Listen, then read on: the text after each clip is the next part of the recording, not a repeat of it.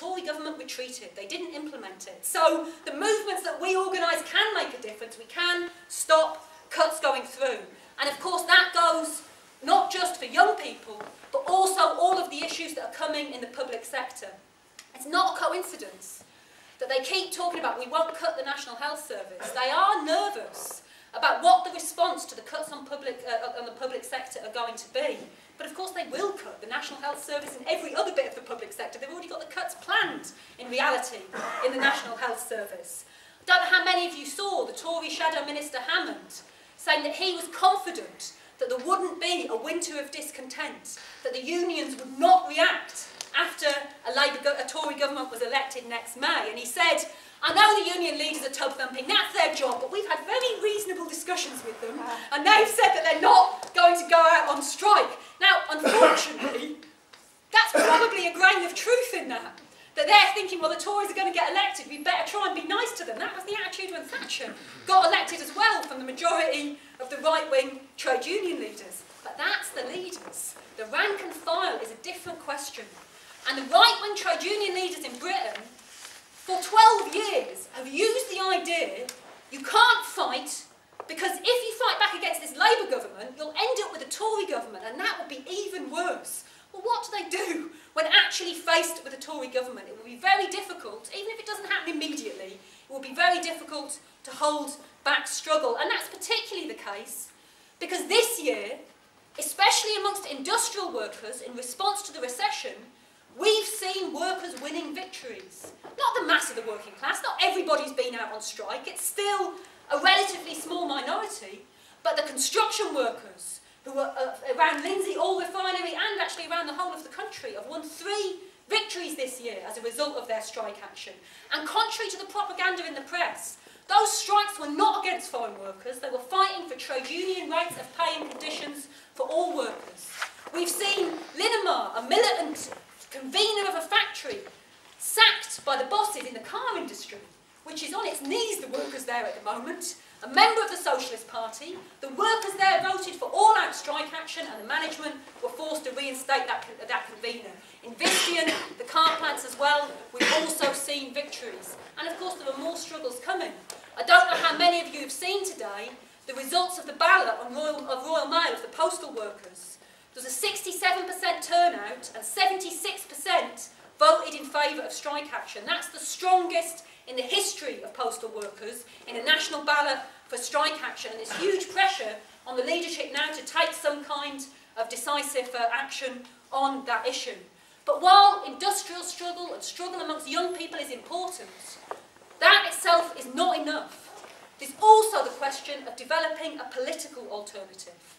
We argue in the Socialist Party that we need a mass party with the support of the trade unions which stands in the interests of working class people. At the moment, the majority of the trade unions still fund the Labour Party. The Communication Workers Union, we've just been talking about Royal Mail and what's happening there, well their trade union has given £6 million to New Labour since 2001.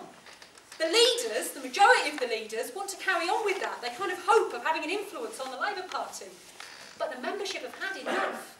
In London, there's been a consultative ballot of the members of the Communication Workers Union, and 98% of them voted to stop, I mean, outside of kind of dictatorships. I've never heard of that kind of majority. 98% of them have voted to stop funding the Labour Party. That tells you what CWU members think should be done with their money. But of course, we would argue it's not enough just to stop funding Labour. We're not in favour of non-political trade unionism. We need a political alternative. And that's why we will stand in the general election, where we're strong enough from the Socialist Party, but we're also discussing with others, with the more left-led trade unions that are not affiliated to Labour, with the Railway Workers Union, with the leaders of the PCS, with the Prison Officers Association, about trying to bring a coalition together for the general election so we can begin to create that kind of electoral alternative. Now, in the first general election, it may not get a very good vote. It's quite likely there will be a lot of workers who would want to vote for it, but we're so terrified of the Tory victory, they might even go out and vote Labour in some cases. But that's not the issue. once you begin to establish that kind of party, as it begins to get some elective representatives, some social weight, it can have a huge effect on giving confidence of workers and young people to struggle. Imagine in Britain at the moment, even if there were only 10 or 20 MPs in Parliament who actually stood up on the same side as the rest of us, instead of attacking ordinary people and standing up for the bankers, the effect that that would have on beginning to give working class people confidence. And it would begin to get a vote. If you look at the lessons of what's taken place internationally, the Socialist Party doesn't just organise in Britain, we're part of an international, the Committee for Workers International. We think the struggle for socialism has to be global, not just based in one country. And some of our sister sections are involved in new, broader parties that already exist. In Germany, for example, then in the recent elections, the right won nationally, but the left party, which we're involved in, increased its vote from 9 till 12%. In Portugal, the left bloc, another broader party, increased its vote from 6 till just under 10%. And our own party. In Ireland, as those of you who are members of the Socialist Party will know, we had an MEP, Joe Higgins, elected a Socialist Party MEP in the recent European elections in Ireland. He got more than 50,000 first preference votes. People voting for socialist ideas, but also for a workers' representative who had a history of standing up for working class people. Like all of our elected representatives, only takes a worker's wage. The posters for his election said the fighter that money can't buy. And that really sums up the attitude or the way that workers correctly see Joe Higgins. So you can see that once these things gain momentum, it becomes possible to begin to build broader parties. But I've got limited time left.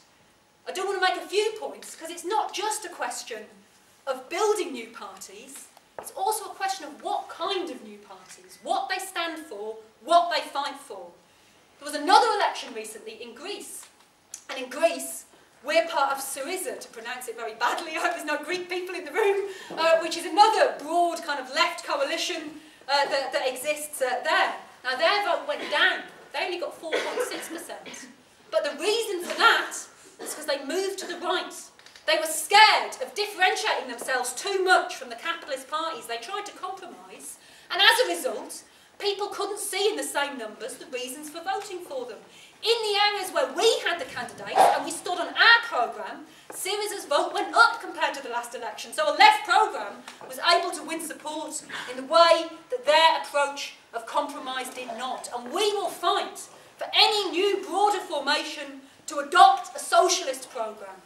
A year ago, when we met, the idea of nationalising things was something that was only raised by us, although it was supported actually by the majority of the